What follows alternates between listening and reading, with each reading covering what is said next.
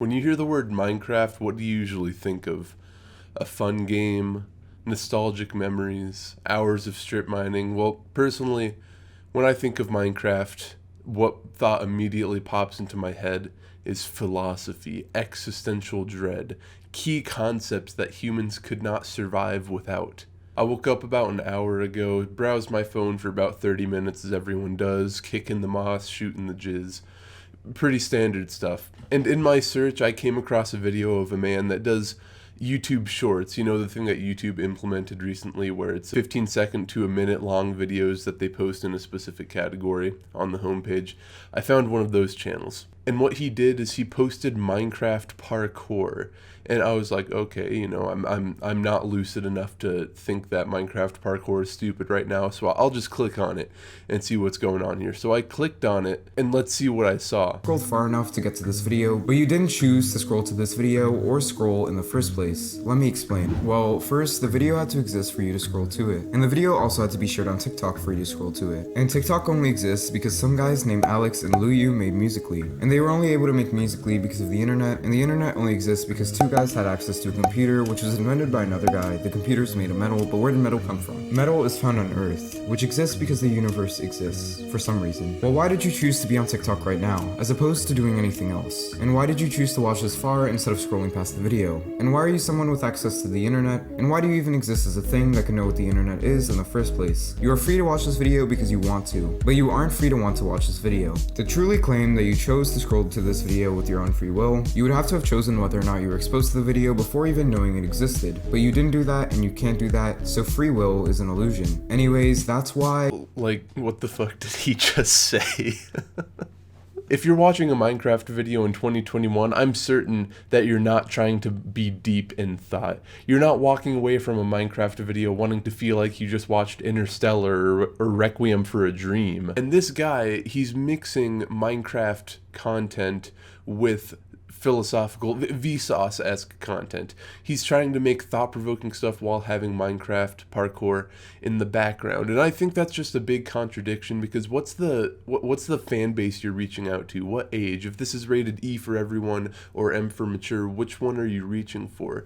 Because Minecraft listeners generally are very young, you know, still sucking on the binky, but these Vsauce watchers are going to be older because they can actually comprehend what they're talking about in the video. When I initially saw that video, I just thought it was so funny how he was being super cosmic about his topics and super serious about what he was talking about, with video titles such as "The Illusion of Free Will," "You Might Be Living in a Simulation," "Terror Management Theory," "You Might Be Alone in the Universe," and "The Fourth Dimension." What 9 to 12-year-old is thinking about these concepts? They're just trying to find hot girls online in Minecraft videos to beat off to. I genuinely can't grasp who this guy is trying to reach out to. I guess it could be because Minecraft has sort of had a resurgence lately, and instead of 9 to 12-year-olds, it's gone to, you know, 18 to 20-year-old physically 9-year-old mentally people. So I guess it could fit the bill. But when you actually click on a video and jump into watching it, it's really strange because the guy who makes it, I'm not going to say his name, but generally overcomplicates or simplifies whatever he's talking about. For example, in this infinity video, let's see how he described the concept of infinity. Woo woo woo whoop. That was a record scratch noise. Editor's note, Buster Brown. I'm just going to be playing all of these videos in full just because they're only a minute long max. So just keep that in mind. What's the biggest number you can think of? If you said any number, you're wrong. The real biggest number is actually infinity. Just kidding, it's not. Let me explain. So usually people view infinity as a number. It is not. Infinity is weird. It's more like a process than an outcome. Adding the term infinite to literally anything will not only make the subject have a never-ending quantity, it will make the object everything, nothing, everywhere, and nowhere. Infinity has absolutely no bounds whatsoever. In a theoretical world, Let's say you take a piece of paper and cut it in half, and then you cut that new paper in half again, and so forth. You could go on with cutting that paper until infinity. With each cut, you zoom into the new piece of paper, then you zoom into the new piece of paper, and so on and so forth. The cutting and the zooming are depending on each other, and they sustain the process, making it everlasting and infinite. So infinity could be like a loop. Let's say that I loop this video since I loop most of my videos. In an ideal world with no disruptions, you could loop this video forever. Anyways,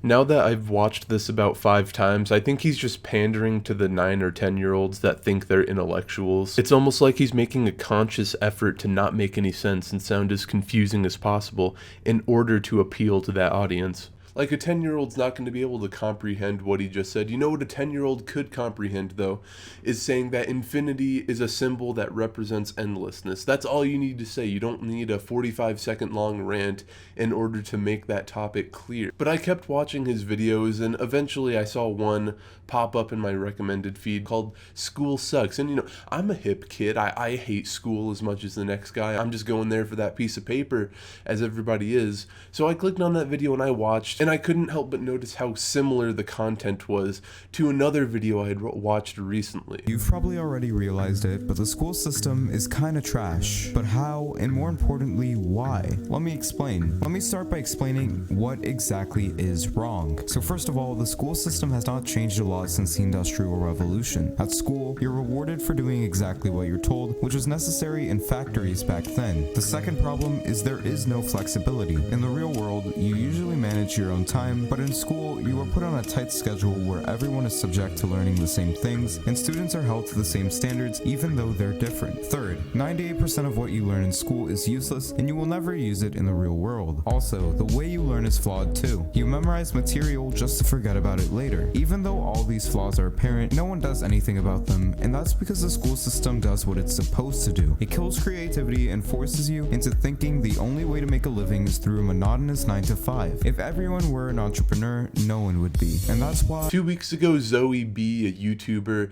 and English professor who releases video essays pretty often, pretty long videos, uploaded a video called "Grading's a Scam and Motivation is a Myth, a Professor Explains." And in this video, she pretty much talks about the school system in America and how, you know, poorly run it is and how it could be improved in many ways, and pretty much debunking a lot of the motivators for the US school system. But in this Minecraft Parkour Masters YouTube video, he talked about the exact same things that Zoe B talked about, but in a drastically simplified way. You've probably already realized it, but the school system is kinda trash. But how, and more importantly, why? Let me explain. Let me start by explaining what exactly is wrong. So first of all, the school system has not changed a lot since the Industrial Revolution. Before we can dive into dissecting grades, we should probably figure out why they exist in the first place.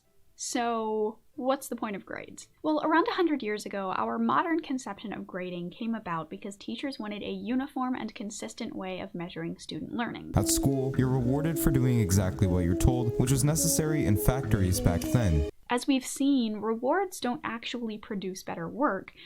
What they produce is obedience. But in school, you are put on a tight schedule where everyone is subject to learning the same things, and students are held to the same standards even though they're different. The first widespread attempt to standardize grades ended up with the bell curve, and if any of you have been in a class that grades on a curve, then you know why this isn't a great idea. Third, 98% of what you learn in school is useless, and you will never use it in the real world. Also, the way you learn is flawed too. You memorize material just to forget about it later. Why would we spend more time and energy working on something if all we need to do is the bare minimum in order to get the reward? Even though all these flaws are apparent, no one does anything about them, and that's because the school system does what it's supposed to do. It kills creativity and forces you into thinking the only way to make a living is through a monotonous 9 to 5. Even just thinking about rewards makes us less creative and create lower quality work. If everyone were an entrepreneur, no one would be. And if we've been rewarded for everything because our whole society is built on rewards,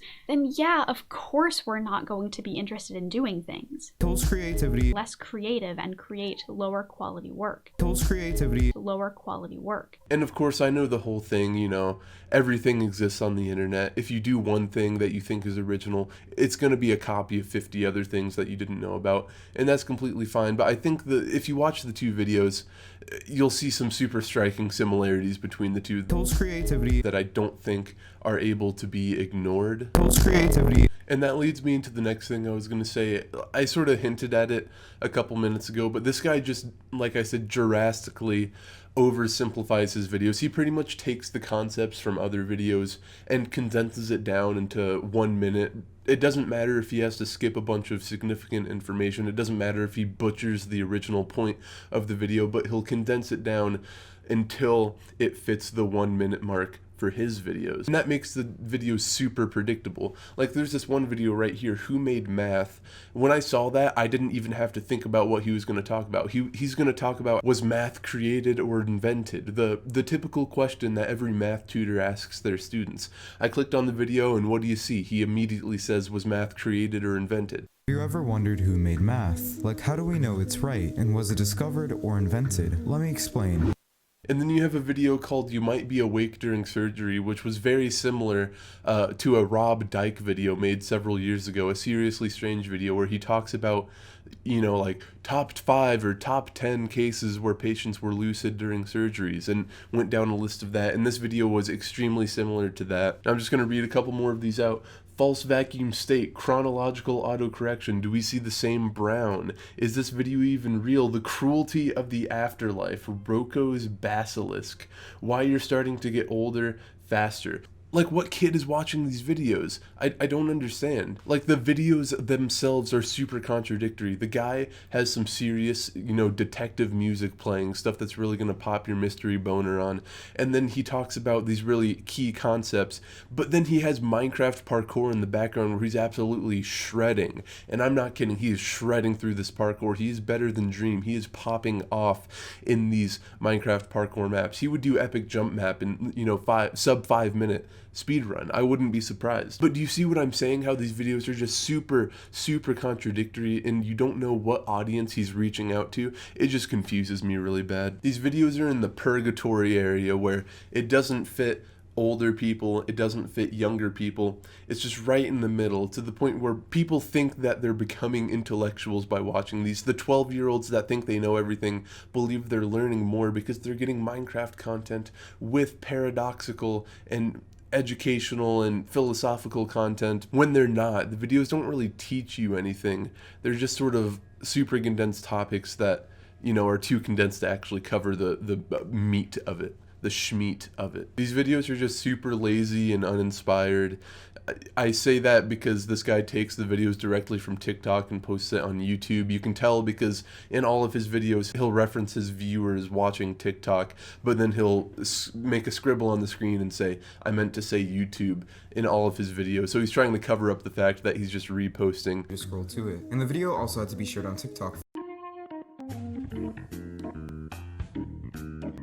He doesn't have enough work ethic to, you know, read the 1 minute script again, which would be super easy to do, so I don't see why he would do that. But yeah, no, this is just another example of some top tier TikTok-esque content from the YouTube Shorts page. I just want to say, I really like to binge Breaking Bad, but I really don't like to binge these Minecraft philosophical videos, so please, YouTube, for the love of fuck, take them off of my recommended. I watched 5 of them, I don't want to see any more. But yeah, no, that's all I have to say. Peace.